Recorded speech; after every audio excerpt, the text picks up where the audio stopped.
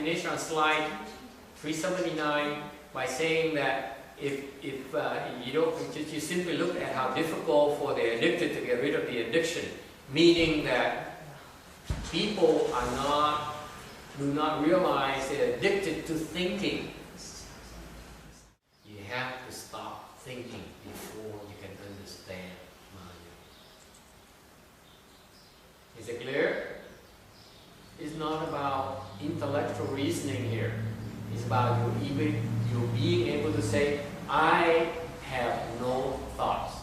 If you have this thought that you are right and someone else is wrong, you are confused. Cut it out. Stop it. Don't go there. Say, I'm not going there.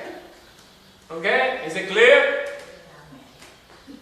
When you see you are being right, someone else is wrong, you are lost. You are a lost soul. I have no sympathy for you. Okay? Is it clear? When you see people is wrong, then you're saying to yourself, I'm right, because I can see people are wrong, therefore I'm right. That's what happens when you look at people's faults. When you see people's faults, naturally you say, ha! There she goes again. And therefore you're right. You see, what's implied is that when you look at people's fault is that you are right. And they're wrong. So the point is... It's the fallacy of looking at people's faults. Don't look at them. Don't stop doing it with the solution? Yeah. I'm not saying you must ignore people's faults. For example, a dog that has been bathed for months. Of course, you walk by and say, oh, you can know right away. Okay. When I talk about looking at people's faults, meaning you dig at people's faults. Do not dig into people's faults. Do not talk about it. Do not think about it. Do not investigate people's faults. It's an act of confusion. You only get into trouble. Is it clear? Of course, people have wrongs, but it's none of our business. Thinking, the premise is that when you keep on thinking about people's faults, then you actually are telling yourself that you are right. That's what implied in that process.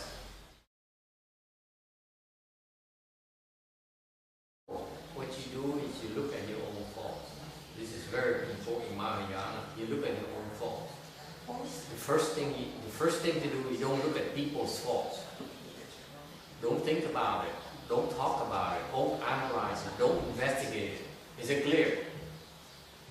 If daddy is wrong, it's his problem, not yours. It's easier said than done. Yeah, but that's when you stop first. The first line of defense, you stop. You don't go there. You say, okay, I'm not going to look at his faults. Period. I don't care who you are. I don't look at your faults. Well, if you realize your faults, wouldn't it be better if you distinguish the faults is coming from not yourself? It's usually not yourself. No. Because you don't know, right? So what I'm describing to you is the process of, first of all, refraining from looking at people's faults. It's a very, very strong tendency, strong habit, energy that you look at people's faults because you pride yourself on being able to dissect and spot people's faults very quickly. Am I correct? I'm very good at it. Okay? You agree? The worldly people thrive on that. They love to look at others' faults.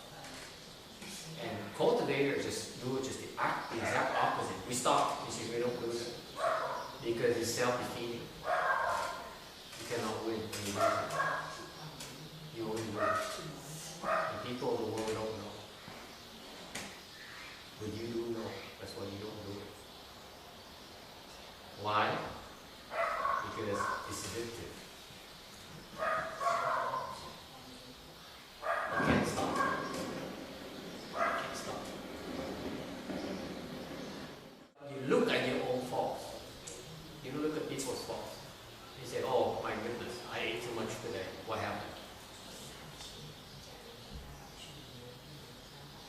you, what happened to me?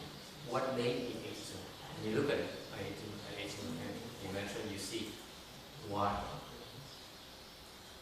And you sever the cause of that behavior. That's the purpose of looking in your own faults. So that you see the cause that put you there. How you got there. Okay? That's being constructive. You look at people's fault, you're being destructive.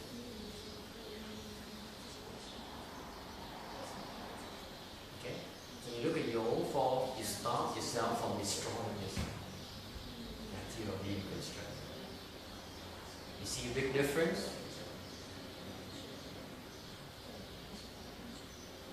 It's because you don't realize that you have faults. That's why you keep on committing the same mistakes over and over again and destroy yourself, make yourself suffer. Is that clear? It's a destructive behavior.